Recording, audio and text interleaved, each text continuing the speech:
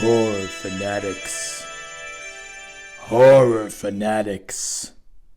For this episode of the Nightmare Nerds Scary Good Drinks, you will be delving into the dark side and joining my ministry as you indulge in the Undertaker's Cabernet Sauvignon. And upon sampling, you will rest in peace.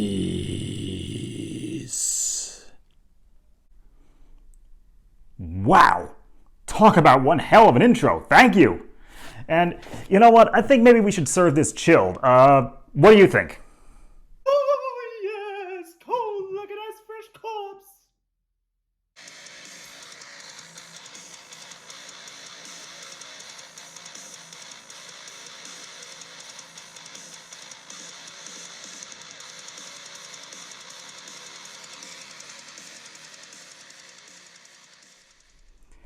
As I've mentioned on other videos, I was a childhood pro wrestling fan, and even now as an adult, I do love when wrestling and horror can cross over, even if some of the more recent examples weren't quite so good.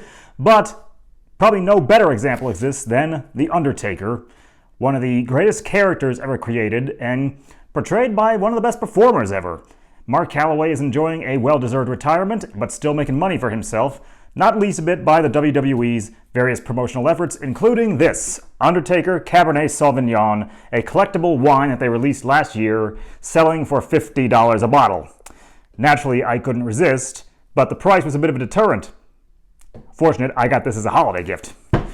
Now, these really are not meant to be drunk, as evidenced by this wax seal on the top. And sorry that you guys don't get to see me cutting the top off. I already did.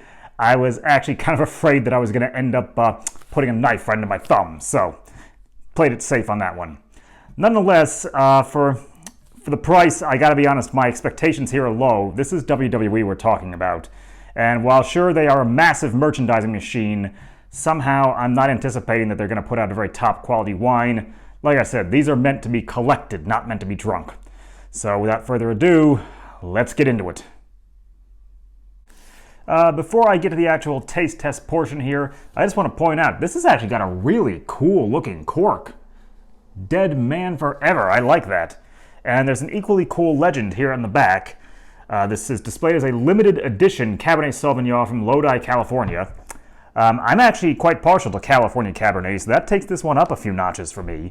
California Cabernets, they usually go great with, like with steak, something off the grill, maybe some barbecue. So they're for more hearty meals, a very stronger, more robust flavor. So this legend here, for 3 decades, The Undertaker has loomed over the WWE landscape like a menacing shadow. His dark and hallowed path has consumed the souls of the righteous and evildoers alike. Imbued with seemingly mystical abilities and preternatural in-ring skill, the dead man is in a class by himself. In a land wrought with legends and superstars, he has lorded over them all. To pay homage to The Undertaker's legendary 30-year career, only 30 barrels of this limited edition Cabernet Sauvignon have been made. No grave can hold him, no God will claim him, and no evil will have him. Pretty cool in my opinion, and quite accurate.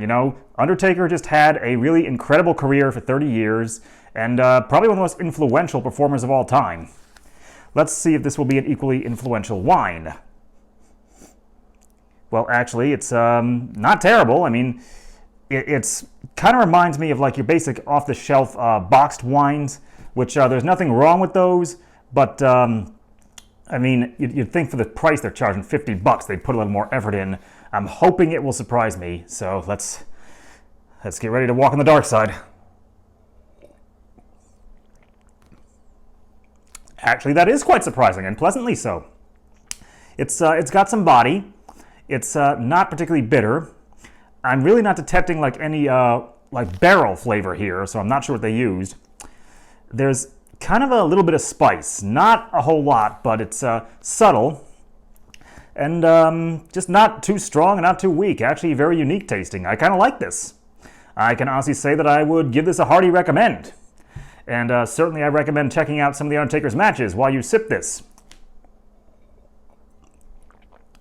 And does it say the alcohol content here? 14.5% alcohol by volume. That's pretty standard. And like I said, I like California Cabernets. This is actually a surprisingly decent one. I'm impressed. Still not saying it's worth $50, but if you could afford that, then this is definitely worth it. Oh, this has been my review of Undertaker WWE wine. Not exactly horror, but definitely has that element to it. I'm glad you all are bearing with me and being flexible. I'm also glad to continue seeing the subscriber numbers go up. Thank you all so much. And there is more to come. And I'm contemplating starting a second channel devoted purely to horror history, which is another passion topic of mine, because there are a lot of things that I think can be fleshed out. Let me know in the comments section if you think that's a good idea and you'd be interested.